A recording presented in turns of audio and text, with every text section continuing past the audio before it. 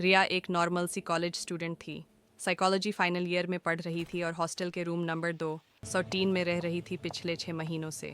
उसका routine simple था, सुबह क्लास, शाम लाइब्रेरी, रात को लेट पढ़ना।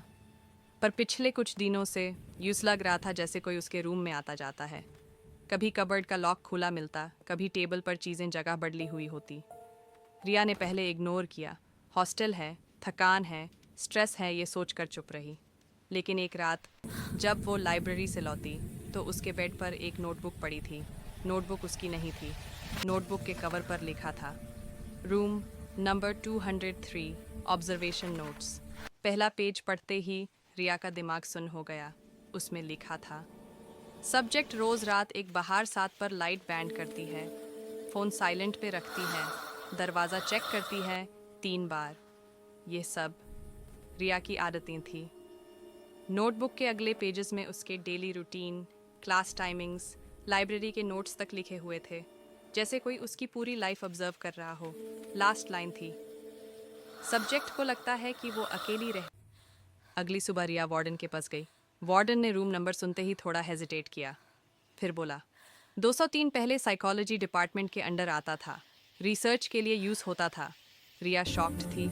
रिसर्च? किस टाइप की?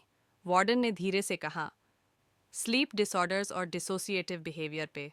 स्टूडेंट्स को बिना बताए ऑब्जर्व किया जाता था।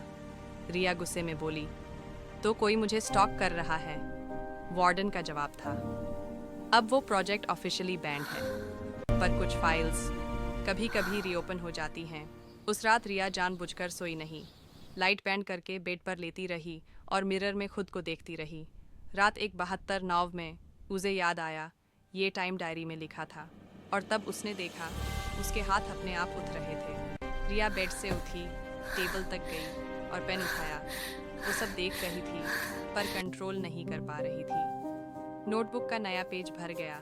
सब्जेक्ट अब जग रही है, पर कंट्रोल अभी भी नहीं है। सुबह मिरर के सामने रिया ने अपनी आंखों के नीच काले घेरे देखे। वार्डन की बात याद आई, डिसोसिएशन, स्लीप राइटिंग। नोटबुक के लास्ट पेज पर लिखा था, एक्सपेरिमेंट सक्सेसफुल। सब्जेक्ट ने एक्सेप्ट कर लिया है कि रूम नंबर 203 उसका सिर्फ कमरा नहीं, उसका टेस्ट है। रिया ने धीरे से डायरी बैंड की और रूम लॉक करते हुए सोचा, सबसे खौफनाक बात ये नहीं कि कोई हमें देख रहा है, बल्कि ये है कि कभी कभी हम खुद को भी नहीं जानते।